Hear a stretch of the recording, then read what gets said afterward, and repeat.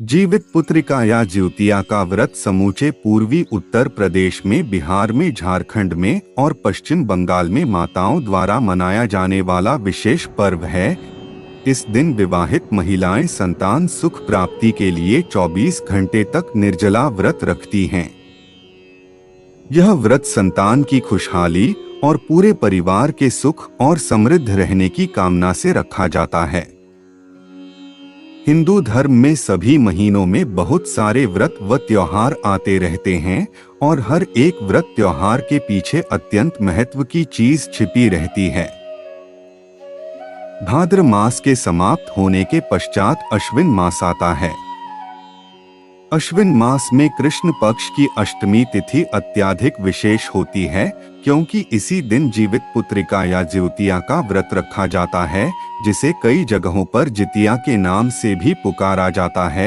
यह व्रत विशेष रूप पर पूर्वांचल क्षेत्र में रखा जाता है। जीवित पुत्रिका व्रत हर साल अश्विन माह के कृष्ण पक्ष की अष्टमी तिथि के दिन रखा जाता है।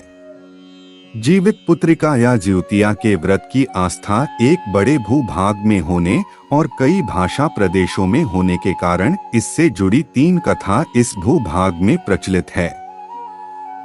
प्रणाम मित्रों, कर्म फल चैनल पर आपका स्वागत है। अगर आपको यहाँ दी गई जानकारी पसंद आए तो इस चैनल को लाइक, शेयर और सब्सक्राइब अवश्य कर दे और कमेंट बॉक्स में जय श्री कृष्ण अवश्य लिखें। मित्रों, आइए जानते हैं जीवित पुत्रिका या ज्योतिया क्यों मनाया जाता है और कौन कौन सी व्रत कथाएं प्रचलित है। जीवित पुत्रिका या ज्योतिया के व्रत की कथा महाभारत से संबंधित।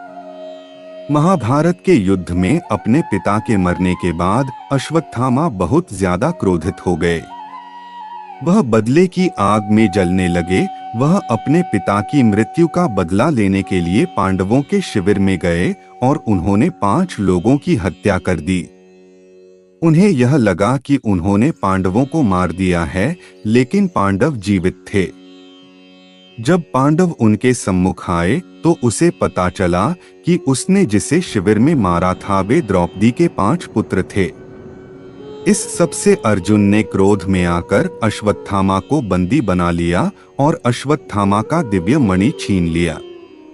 अश्वत्थामा ने इसका बदला लेने के लिए अभिमन्युरी की पत्नी उत्तरा, जो गर्भवती थी, उसके गर्भ में पल रही संतान को मार डालने की योजना बनाई।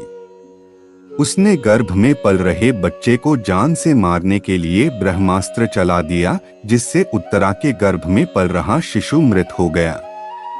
क्योंकि उस बच्चे का जन्म लेना बहुत जरूरी था और भविष्य में महान कार्यों को करना था, साथ ही यह पहले ही पूर्वनियोजित था, इसी कारण भगवान श्री कृष्ण ने उत्तरा के मृत पुत्र को फिर से जीवित कर दिया। गर्भ में मरने के बाद दोबारा जीवित होने की वजह से उत्तरा के पुत्र का नाम जीवित पुत्रिका और परीक्षित हुआ। ऐसा माना जाता है कि इसी के बाद से संतान की लंबी आयु के लिए जीवित पुत्रिका या ज्योतिया का व्रत किया जाने लगा। ज्योतिया व्रत चील और सियार की कथा। ज्योतिया की इस कथा के अनुसार किसी समय एक मादा चील और एक मादा सियार नर्मदा नदी के पास के जंगल में एक साथ रहते थे। दोनों ने कुछ महिलाओं को किसी पूजा को करते और उपवास करते हुए देखा। उन्होंने भी इस पूजा और उपवास को करने की इच्छा की।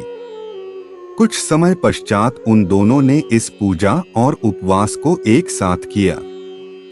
इस उपवास को करने के कुछ समय पश्चात मादा सियार को बहुत जोरों की भूख लगी। वह अपनी भूख को सहन नहीं कर सकी और चील को बिना बताए चुपके से मरे हुए जानवर को खा लिया। वहीं मादा चील ने सच्चे मन और निष्ठा के साथ व्रत को पूरा किया। अगले जन्म में दोनों को मनुष्य का जन्म मिला। चील को कई पुत्र पैदा हुए और वह सभी जीवित और स्वस्थ थे। वहीं सियार के पुत्र पैदा होते और कुछ समय पश्चात मर जाते थे। इससे सियार का मन चील के लिए ईर्ष्या से भर गया। बदले की भावना कुंठित होकर उसने चील के बच्चों को मारने का प्रयास किया, लेकिन वह सफल नहीं हो पाई। बाद में चील ने सियार को अपने पूर्व जन्म में पूर्ण निष्ठा के साथ किए हुए ज्योतिया के व्रत के बारे में विस्तार से बताया। इस व्रत को करने से सियार को भी संतान सुख प्राप्त हो गया। इस तरह यह व्रत संतान सुख और समृद्धि को प्राप्त करने के लिए समूचे संसार में प्रसिद्ध हो गया। ज्योतिया का व्रत जीमूतवाहन की कथा। इस कथा में वर्णन है कि जीमूतवाहन गंधर्वों के एक यशस्वी और विवेकशील राजा थे। जीमूतवाहन अपने राजा बनने से खुश नहीं रहते थे और इसी कारण से उन्होंने अपने भाइयों को राजपाट की सभी जिम्मेदारियां सौंप दी और अपने पिता की सेवा शुश्रूषा के लिए वन में चले गए। एक दिन की बात है, वे जंगल में विचरण कर रहे थे, तभी उन्हें एक बुढ़िया विलाप करती दिखती है।